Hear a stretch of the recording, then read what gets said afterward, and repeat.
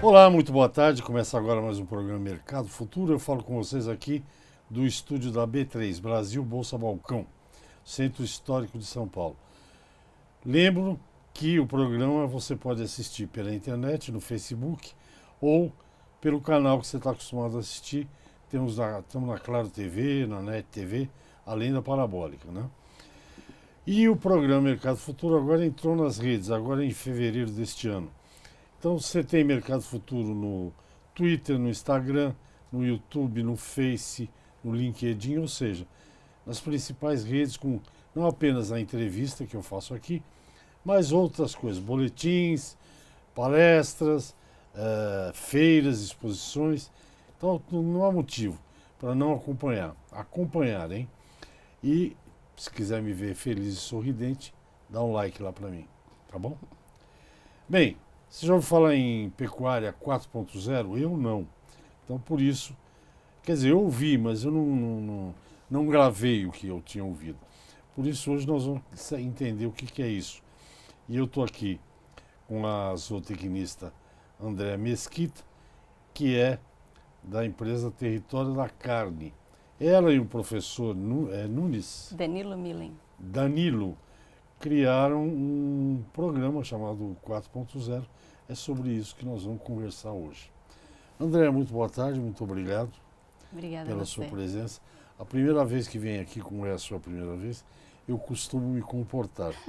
Depois eu relaxo, tá bom? Acho ótimo. Mas hoje eu vou me comportar. Ansiosa pela próxima. Então, diga aí, o que é o programa 4? Por que surgiu esse programa 4.0?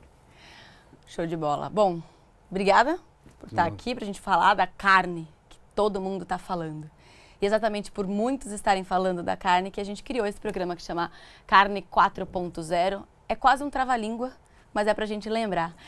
Ele nasceu justamente porque agora a gente entende que o consumidor está mais exigente com a carne bovina.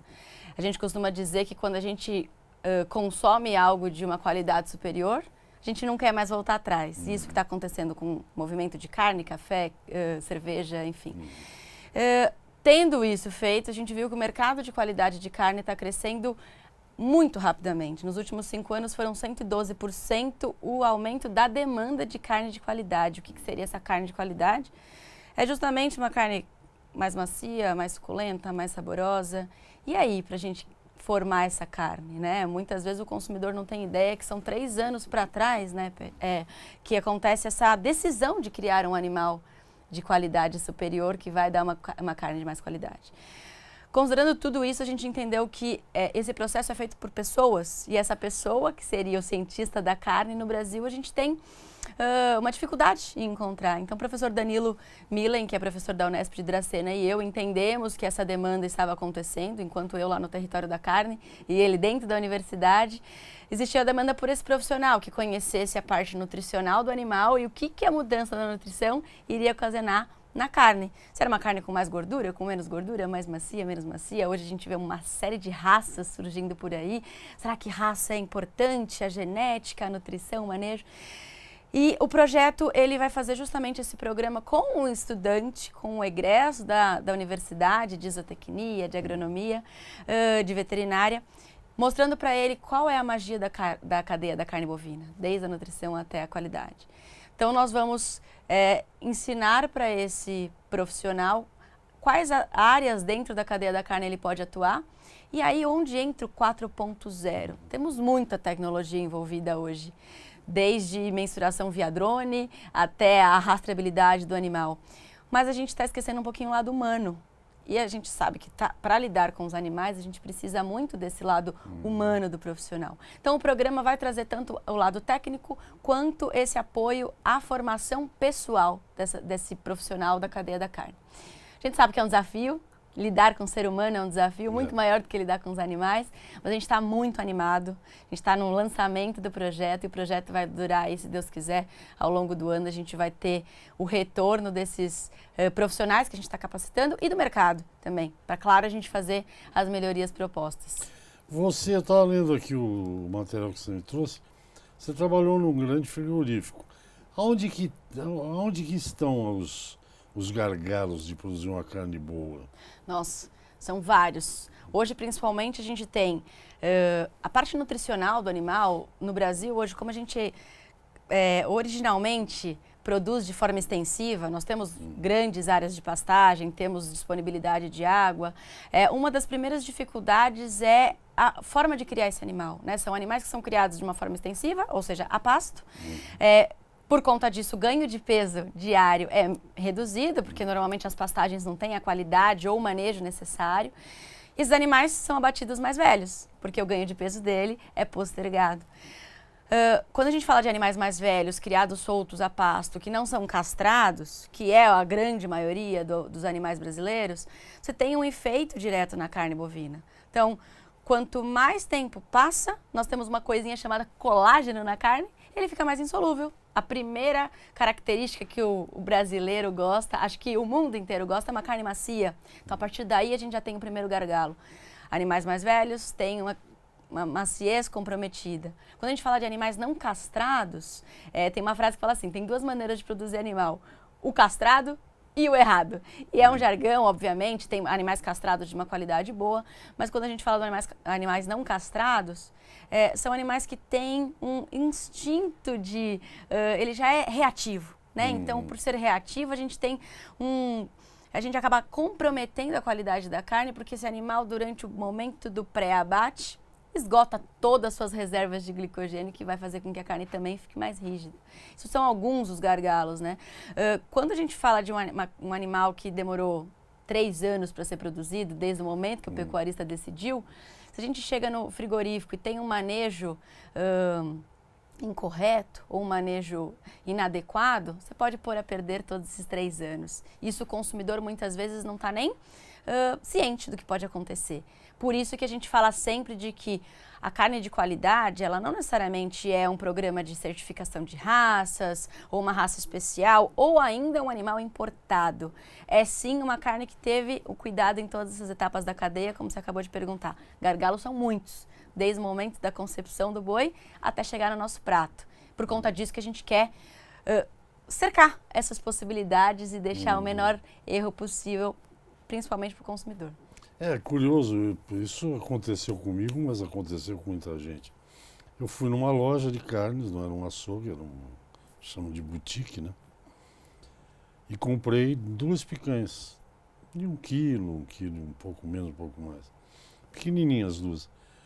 E fiz as duas. Uma era divina, era de comer sorrindo. E a outra era dura que nem um pau. Aí eu conheci o dono da boutique, falei, escuta, marca famosa. Falei, não temos como controlar isso. Porque vaca leiteira que vive 10 anos, por exemplo, também tem picanha, né? Então ficou, mas é o que você está falando, né? Uma pedra e uma sabolá, só o preço era caro das duas. Então nós vamos já o primeiro intervalo. Eu converso com a zootecnista Andréa Mesquita, ela é da empresa chamada Território da Carne e criou um programa chamado Carne 4.0. É meio trava-língua mesmo esse negócio, né? Não travou, mas quase. Vamos ao intervalo, eu volto já. Ok, estamos de volta ao programa Mercado Futuro. O assunto é carne bovina. Eu converso com a zootecnista Andréa Mesquita. Ela criou, junto com outros zootecnistas, um programa no fundo, é para a melhoria da qualidade da carne. Chama Carne 4.0. Por exemplo, tem uma diferença brutal entre a carne no Brasil, quando o bovino é abatido, ele vai para o congelamento, ele vai ser congelado, né? Ele vai para o frigo. Nos Estados Unidos não vai, né? Então aqui precisa ter uma capa de gordura. Tem isso? Me explica isso como que é. Tem. Na verdade, a gente tem uma possibilidade de congelar ou resfriar essa carne depois do abate, só que 100% dos animais precisam passar pela maturação sanitária, que a gente fala. São 24 a 48 horas de frio, entre 0 e 4 graus, numa câmara, que a gente chama de câmara de maturação, e que, exatamente como você falou, precisa ter uma cobertura mínima de gordura. Ah, Andréa, mas eu não gosto da minha carne gorda, precisa ainda assim ter essa capa de gordura do animal? Precisa, para evitar o que a gente chama de encurtamento pelo frio. Veja lá você, se a gente entrar agora num freezer, o que a gente vai fazer? encolher de frio. É o que acontece com a carne do animal. Nesse processo pós-abate, que a gente está transformando o que era um músculo numa carne, ele vai passar por um momento de frio intenso, numa carne que estava a 37, 38 graus, entre 0 e 4 graus. Se ele não tem uma capa de gordura, ele vai encolher. E esse encolhimento, que diminui, né, faz com que as fibras se encurtem, compromete a maciez do produto. Então, com certeza, a gente sim precisa de uma capa de gordura, mesmo que o corte seja um corte que depois vai passar por um refile, retirando essa gordura. E a interferência, vocês devem estar ligados nisso, a interferência do que o animal come. Vamos falar um pouco de confinamento. Eu tenho impressão, não é ciência, que interfere no sabor da carne, depende do que ele come. Na maciez também e em outras coisas, mas eu quero ouvir você. Certamente, interfere. No Brasil a gente tem uma possibilidade muito boa, porque nós temos pastagens de boa qualidade e nós temos a possibilidade de terminar esse animal no confinamento. Durante esse período de confinamento, que normalmente vai de 100 a 120 dias aqui, ele vai receber uma alimentação concentrado, que a gente chama dos grãos, e o volumoso que ele precisa, porque afinal é um animal ruminante, né? Esses grãos, eles têm influência direta na deposição de gordura, de cobertura, que é o que a gente acabou de falar, e também na gordura de marmoreio, que é aquilo que a gente deseja ver na carne, que está mais do que na moda falar disso. Então quer dizer que animal a pasto não vai ter isso? Vai ter isso, mas o preenchimento dessas células, ele vai acontecer de uma forma mais lenta, porque a ingestão de alimento no confinamento é a grande questão. O animal ingere mais energia por dia do que ele iria ingerir no pasto. Existem alguns mitos acerca da nutrição e muitas pessoas que não conhecem o sistema de confinamento falam, mas eu gostaria de consumir uma carne de um animal que foi bem tratado, que viveu bem, livre. E o confinamento, a grande verdade é que hoje os técnicos e os zootecnistas, eles têm muito cuidado em definir a área que esse animal precisa para respeitar o bem-estar animal, inclusive o espaço de coxo para que ele não tenha disputa com outros animais, afinal o pecuarista é o primeiro interessado que esse animal tenha uma boa qualidade. Então sim, interfere muito não só na composição dessa carne, como no sabor e na cor também, né? Como durante a alimentação a pasto ele ingere alguns carotenoides, que é o que a gente fala, tem aquela brincadeira que a gente diz... O que são os carotenoides? São compostos presentes na pastagem, No né, na capim. celulose, exatamente, que vão fazer com que a carne tenha não só a gordura, mas também a carne uma cor um pouquinho mais intensa. Isso dependendo, obviamente, de qual a qualidade da pastagem que esse animal ingeriu e também do concentrado. Então, é uma influência, sim, direta na qualidade da carne e que é muito positiva. É uma regra? Obviamente que não, o investimento é mais alto, programas especiais de carne bovina têm essa terminação, mas que é uma alternativa muito boa para o brasileiro, que pode engordar a pasta, se for uma pastagem bem manejada, e pode terminar esse animal também no confinamento. Bom, a moda de carne macia no Brasil é ter uma fêmea Nelore e misturar com Angus. Isso é a moda, não é isso? É a moda. Há alguma coisa que prove que Angus é realmente uma carne? Eu acho uma carne espetacular, mas não sei. É uma excelente pergunta, porque hoje, como o Angus está muito em alta, as pessoas acabam por achar que qualquer coisa que não seja uma mistura com Angus não vai ter qualidade. E a grande verdade é que, assim como as mulheres, as fêmeas dos animais, se tiverem uma nutrição inadequada na gestação, veja lá, o animal tem 9 meses e meio que está dentro da barriga da vaca. Se essa vaca não for bem nutrida, você acredita que, inclusive, Angus, com essa predisposição a ter marmoreio, pode acabar sendo comprometido? Então, a gente costuma dizer que é um tripé, né? Você tem que ter uma genética boa, que vem do Angus, tem que ter uma mãe boa, que a Nelore é uma mãe muito boa, e tem que ter um manejo adequado para que esse animal tenha acesso a uma nutrição equivalente àquela predisposição, ao marmoreio que ele tem, e uma seleção genética boa. Um animal Angus, ou um animal Nelore, um Senepol, ou um Hereford, ele pode passar por um processo de seleção que a gente fala assim, tem características para ganho de peso rápido, tem características para marmoreio. Então, sim, o Angus tem predisposição a marmoreio, a uma carne macia, mas se ele não for bem selecionado e bem nutrido, ele não vai te entregar todo o potencial. Aí você voltou à chave da abertura do programa. o fator, nisso tudo você pode ter genética, bons tratos, né, manejo correto, boa alimentação, mas tem aqui me lembrei do fator humano. Exatamente. Porque o fator humano é que vai levando isso tudo, né? Hoje nós já temos aplicativos e softwares para definir qual é a nutrição adequada. Nós temos ultrassom de carcaça que vai te falar se aquele animal já está pronto para ser abatido ou não. No próprio abate é praticamente um sistema industrial, é mesmo industrial. Mas se você não tem a pessoa que vai decidir os melhores momentos para fazer alguns inputs, isso não vai acontecer e a máquina não vai girar. Então, é o fator humano, é o que o projeto teu tá querendo formar, né? Exatamente. E como é que vai ser isso? Vai ser curso? Como é que vocês vão levar essas novidades, ou enfim, esses bons tratos para o zootecnista, veterinário, o que seja? Show. Nós estamos na fase de selecionar as universidades. Vão ser 5 universidades em território nacional, entre elas particulares e públicas. Obviamente, vários critérios estão sendo definidos para que essas universidades sejam eleitas por nós. Dentro dessas universidades, cada uma delas vai ser responsável por selecionar 30 alunos. É um programa bastante restrito em número de alunos, então são 150 alunos a serem formados neste ano.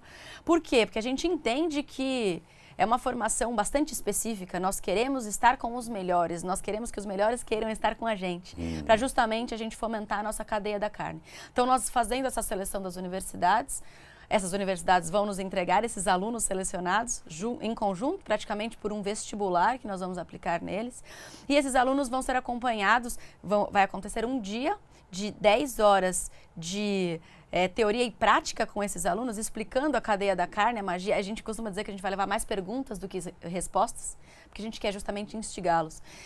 Posterior a esse dia, vamos acompanhá-los por 2 anos, online, onde cada 6 meses nós faremos algumas interações individuais, fazendo um comitê de orientação, entendendo aonde ele está na cadeia da carne, para que a gente consiga trazer as respostas que eles precisam. Então, isso vai acontecer de forma presencial e não tem como ignorar o online. Afinal, a gente está hoje com a tecnologia na palma da nossa mão e a gente não quer que isso seja, o fator região, seja um problema para a gente acessar esse aluno. Vamos ao intervalo. Segundo, eu converso com a zootecnista Andréa Mesquita. Pelo visto, ela é uma apaixonada pela carne bovina, né? Aqui, esse programa tem uma sorte, que vem gente aqui sempre apaixonada pelo assunto, é um belo programa. Vamos ao intervalo, eu volto já já. Ok, estamos de volta. Eu converso com a zootecnista Andréa Mesquita, da Território da Carne. Ela fez um projeto, estava explicando antes no intervalo, de aperfeiçoamento para pessoas que queiram se entranhar nesse mercado da carne de qualidade. Chama Carne 4.0. É possível afirmar, você que trabalhou em grandes frigoríficos e tal, que a raça interfere na qualidade da carne? Ou é só o trato, o que come e o manejo? Interfere. Interfere. Claro, eu não vou te pedir para dizer a carne disso é uma droga, a carne daquilo é ótimo, mas enfim. Interfere. O animal já tem uma predisposição genética, algumas características que são desejadas pelo consumidor, entre elas a maciez e deposição de gordura.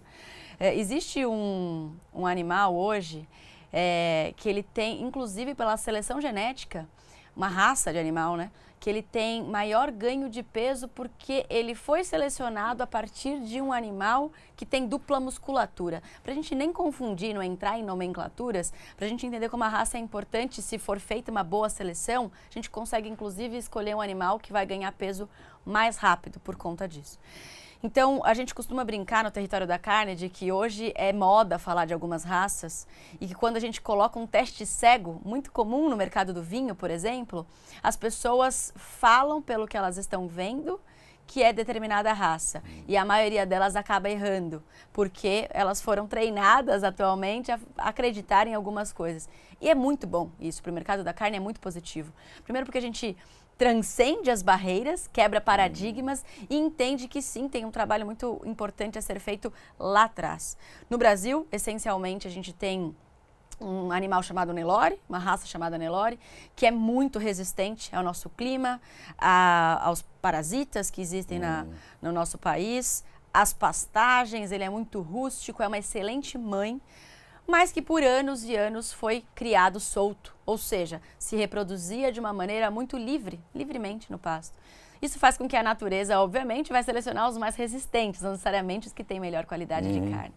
Quando entra o fator humano, a gente consegue desses animais tirar características muito positivas e desejadas, junto com outras raças que são continentais, que são raças britânicas, que fazem com que a gente impute algumas características que a gente quer. Então, sim, raça é muito importante, mas se não tiver um fator seleção, ela por si só acaba não trazendo o que a gente deseja.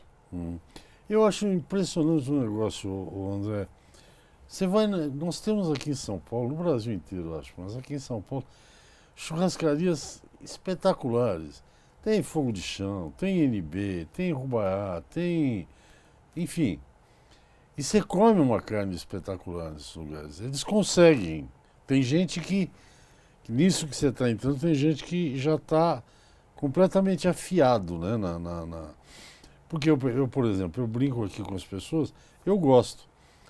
Mas o filé mignon, que em termos de maciez é a carne mais macia que tem, o filé mignon não tem gosto. Se você fizer com alho, ele fica com gosto de alho. Se você fizer com creme de leite, fica com gosto de creme de leite. Eu gosto de uma fraldinha, maminha, uma carne mais consistente, mas saborosa. Isso tudo tem a ver com o que você está falando, né? Tem muito a ver. O grande desafio hoje do varejo e dos grandes restaurantes é uma coisa chamada consistência. Às vezes você encontra bons fornecedores de carne, mas que não tem consistência. Eu te entrego numa semana uma boa. Não tem quantidade e consistência, entendi. Exatamente. Entendi. E aí o que acontece? Você fala para o seu cliente, vamos lá, que a semana passada eu comi uma carne muito boa, e chega na mesa e passa vergonha. E aí? Exatamente por essa razão que quem consegue entregar com consistência e qualidade pode cobrar o preço um pouco mais alto. Porque a tranquilidade de que toda semana você vai comer uma boa de uma carne. Aí que entra a importância do confinamento. No confinamento você consegue ter previsibilidade do que você vai abater. No pasto você tem fator sazonalidade, qualidade do pasto. O confinamento é uma indústria de produção de carne que depois vai para a indústria que desmancha a carne, né? Desmonta. Não é isso? Isso aí. Então, e para a gente, já estamos chegando no final do programa, qual é o teu objetivo de formar quantas pessoas?